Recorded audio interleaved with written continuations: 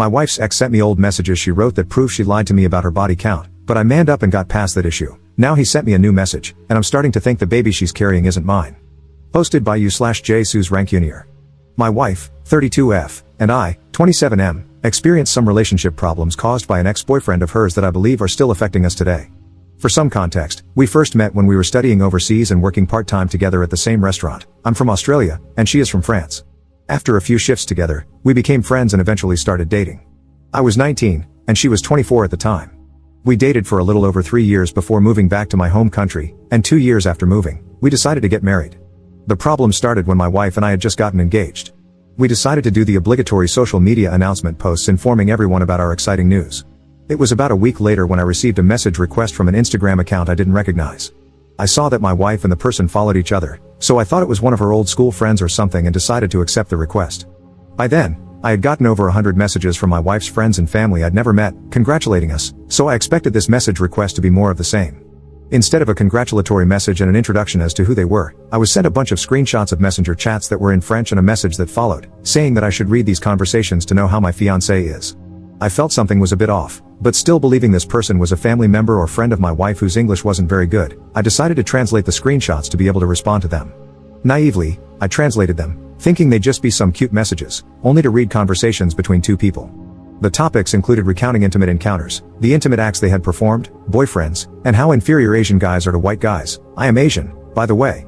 I sent a message back to the person asking who the messages were between. They replied, saying it was my new SLT wife, and sent 3 explicit videos. I was in shock, and immediately, thoughts that she had cheated on me filled my mind. After sitting for a while and trying to comprehend what had happened, I decided to watch the videos to try to see if it was actually my wife in them. Later that night, after my wife had fallen asleep, I decided to watch the videos, believing there would be no way the woman I had been living with for 5 years could do something like this. But to my disappointment, I confirmed that all the videos were of her. The first 2 videos appeared to feature the same guy, and the third video featured a different guy. To say I was furious was an understatement. I had literally watched the woman I wanted to spend the rest of my life with having intimate acts with not 1, but 2 other guys. I decided I needed to confront her, thinking that she had cheated on me with a bunch of other guys. I wanted her to explain to me why she did it. After staying awake through the entire night and not being able to wait anymore, I woke her up at 6 a.m., showed her everything that was sent to me, and asked her to explain what this all was. She immediately started hyperventilating and then began to cry. She kept repeatedly apologizing and begging me not to leave her and was like this for a good 10 minutes. After managing to calm her down, she explained that she never cheated on me, that these videos were taken before we had met, and that she didn't even know they existed. She also tried reassuring me that the messages were between her and her best friend and that they would share everything about their lives with each other. She said the things they talked about were from so long ago that it felt like a different person had written the messages. She kept repeating that the things she said in those messages made her feel deep shame and regret. It was so embarrassing to her that she ever acted and spoke like that. To try to prove she wasn't cheating, she showed me the chat history between her and her best friend and found the exact same sections of the conversations and the messages between them. They were from long before we had met. She also explained to me that the guy who sent me the message on Instagram was her first boyfriend from high school in France. Apparently, he was very emotionally and mentally manipulative during the time they were together. To get any sort of affection or praise from him, she would do what he wanted and let him do whatever he wanted to her. She said she didn't understand how he was able to get the screenshots or the videos that he hadn't even taken. We eventually came to the conclusion that he had hacked into her account somehow. She said the 2 guys in the videos were short-term Korean boyfriends from when she first moved overseas. To say I was relieved was an understatement, but I still felt disgusted when I looked at my wife. Over the next few months, I tried pretending that everything was okay, but I couldn't get over what I had seen. She was a completely different woman in my eyes. I know body count shouldn't matter, but reading the messages about how many guys she'd slept with really bugged the crap out of me. We had told each other our body counts in the past, and I wasn't bothered by it at all. She literally could have told me any number, and I think I would have been fine with it as long as it was the truth. But now that I know not only did she lie about the number of men she'd been with, but the fact that half of those men were guys I knew quite well and considered friends destroyed me. I eventually told her how I felt when she blew up at me one day for not wanting to have bedroom intimacy with her. She started crying again and asked if we should cancel the wedding. I said we should consider it but not act on anything yet, hoping the way I was feeling was just a phase and that I would eventually get over it. The last thing I wanted was for my friends and family to ask why we weren't getting married anymore and for me to have to explain the things that had happened. We agreed to go to couples counseling together with the goal of fixing our relationship and getting married on the date we had set before that happened. We found couples counseling to be very helpful, and one of the best things we both liked about our sessions was that we were able to verbally express what we were feeling and literally have it translated perfectly into a cohesive explanation by our counselor. After 10 sessions, we had been given a list of strategies to use together to mend our relationship, and I had been referred to a psychologist for some private sessions that were super beneficial. At this stage, everything was almost back to how it was before I was sent the messages, but I honestly never quite felt the same or trusted my wife again the way I used to. We did end up going through with the wedding, believing that my wife's past shouldn't affect my feelings toward her and that if we did end up breaking up, it would effectively mean her ex succeeded in his objective and got what he wanted. About a year after our wedding, my wife planned a trip to France to visit family and friends. I was originally meant to go with her but couldn't as I had just been given a promotion and had only been in the position about a month. While she was on her trip, I got another message on Instagram from her ex, saying, "She only likes me," followed by another explicit video of her. After watching for a few seconds, I just assumed it was another old video and blocked him. I planned to show my wife what he had sent but ended up totally forgetting about the whole thing. Fast forward to today. We have been married for almost 2 years now and have a baby on the way. During one of her obstetrician appointments that I attended with her, there was talk of her possible due dates and around what day she would have conceived. While sitting there and listening, I was doing the math in my head and realized something wasn't adding up. The period she would have had to conceive was when she was back in France visiting her family. I stayed quiet and convinced myself that I obviously wasn't calculating correctly because I've always been bad at math. But I remembered what her ex had sent me and had a gut feeling that something was very wrong. Eventually, my insecurities got the better of me, and I ended up watching the video he sent, trying to find any clues about when it was taken. Unfortunately, I concluded that the video must have been taken at some point when we were together, as I could see a distinct scar that she had given herself by waxing when we were on our honeymoon. After thinking about this for a while, I've decided not to confront her with what I know. I'm not going to ask friends or family for support. I'm not going to go to counseling. The fewer people that know, the better. I don't think I can live with the shame of people knowing that my wife is giving birth to another man's child. I'm going to wait for the baby to be born to see if it is mine before I make any final decisions. Thank you, everyone, who read everything I had to say. I really needed to get this out, and not being able to tell anyone what I was going through was driving me insane. Edit. I've had a few comments questioning the timeline. Our wedding was in September 2022. Her trip to France was in mid-December 2023, and she was there for about 5 weeks. The due date for the baby is in late September 2024. Update 1 month later. First of all, I would like to thank everyone who commented with advice, as well as those who criticized my thoughts and actions. Reading multiple perspectives about my situation helped open my narrow view and, I think, gave me a more balanced perspective. I'm not sure how I should write this update since there's so much information that was dropped on me, and I'm not sure how to put it into words. It honestly feels like my life was pulled out from under me, and I don't know how to comprehend it all at the moment. A lot of people criticized me for not telling my wife about the latest video, and many of you also suggested that I check the EXIF data to see what date the video was created. Following everyone's advice, I did both.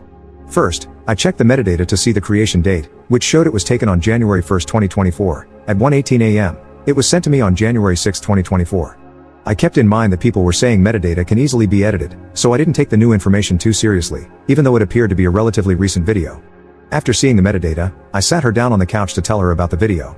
I went into the conversation fully prepared with a list of things to say, which I had made with my therapist. I made sure not to make accusations or let anything I said sound like an accusation and was 100% prepared for her to blow up at me for not telling her about it sooner. My therapist gave me a guide on how I should deliver the information and how I should attempt to give her back control of the situation, by offering to show her the video, letting her watch it on her own, and deleting it in front of her when she was ready. I started by saying that I had received another explicit video from her ex and when I received it. Then I explained why I didn't tell her immediately after receiving it or after she got back from her trip. After giving my explanation, I asked her if she wanted to see the video, and she said yes. So I gave her my phone, and she pretty much immediately started the video as soon as I handed it over, which didn't give me a chance to get up and leave the room to let her watch it on her own.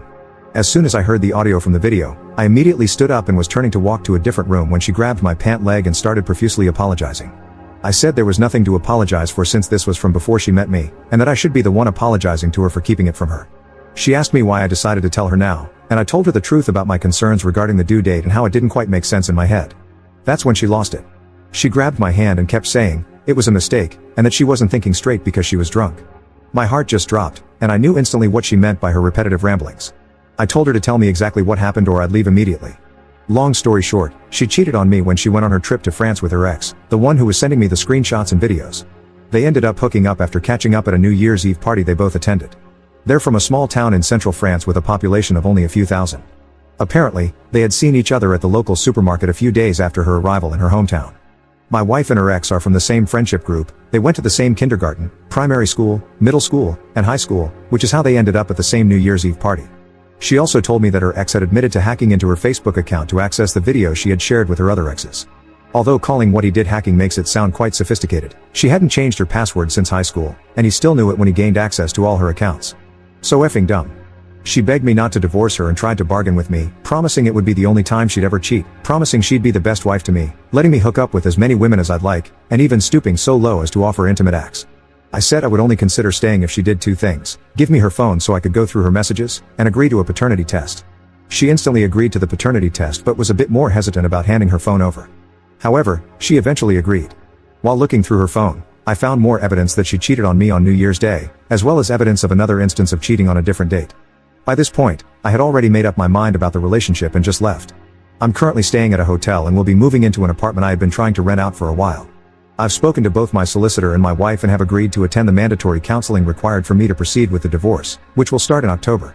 We've also agreed to get the paternity test done after the baby is born, and I bought plane tickets for my in-laws to come to Australia earlier than originally planned so they can look after their daughter. Second update 3 months later. It's been quite a while since my last post, and over the last month, I've had so many people asking for an update on my life, specifically about the results of the paternity test. A lot has changed since my last update, especially regarding the living arrangements with my wife. I can happily say that I am the father. I was with my wife in the hospital birthing suite when my son was born and stayed with her for the 5 days in the maternity ward. We got a paternity test, even though I was fairly sure he was mine when he was born. He looks like a bigger-eyed version of me as a newborn. About a week after getting the swabs done, the positive parentage results came back. Before my son was born, my wife and I had been living separately, with our only interactions being her sending me daily messages wishing me well and saying goodnight. After my son was born, we were still living apart, but I would go over every day to help feed and change him. We still had minimal interactions and would only really talk to each other once a week during our mandatory marriage counseling sessions, which we had to attend to file for a divorce. We saw psychologists from 2 different clinics, and I felt like both were trying to gaslight me into thinking I was being unreasonable for wanting to divorce my cheating wife. One of them even said that I shouldn't expect a modern marriage to be completely monogamous in this day and age. The first sessions of counseling at the first clinic seemed pretty standard, a lot of talking about how we felt, with the counselor providing prompts to help us communicate. If the sessions had continued like that, it would have been fine. However, when the counselor suggested we should accept the idea of bringing other people into the bedroom to better understand and connect with one another, I started looking for a different psychologist. The second psychologist we saw spent 2 sessions trying to convince me that it's normal for married couples to have bedroom intimacy with people outside the marriage and that it would be selfish of me to make the baby grow up without a father figure at home, even if he wasn't mine. This was before we got the paternity test results back. From that moment on, I decided there was no point in continuing marriage counseling. I told my wife I'd put the divorce proceedings on hold only if she agreed to sign a postnup, which she immediately signed as soon as I presented it. My plan is to wait a year before filing for divorce without any restrictions or the mandatory marriage counseling. At least now my assets are somewhat protected. Currently, I have moved back in with my wife, but we are still sleeping in separate rooms. I decided to move back in to make it easier for me to spend time with my son and also to be available to look after him when my wife and her parents need a break. After being with him for what is now almost a month, I've decided to be physically present in my son's life and help raise him. I believe it's my duty as his biological father to give him the best life possible, no matter the discomfort I feel in having to interact with his mother. What I'm trying to figure out now is how this will be possible after the divorce and how it will impact his emotional and mental development. Are there other people out there who are raising their children this way, and if so, how are you coping with the arrangement? Thank you to everyone who was concerned about my love life, but nothing is happening. I haven't thought about dating or anything else since finding out about my wife's cheating. Edit. I'm still going to get a divorce. I'm just waiting until the courts allow me to file without mandatory marriage counseling. I've also made my wife sign a postnuptial agreement so I can protect as much of my assets as possible when we divorce.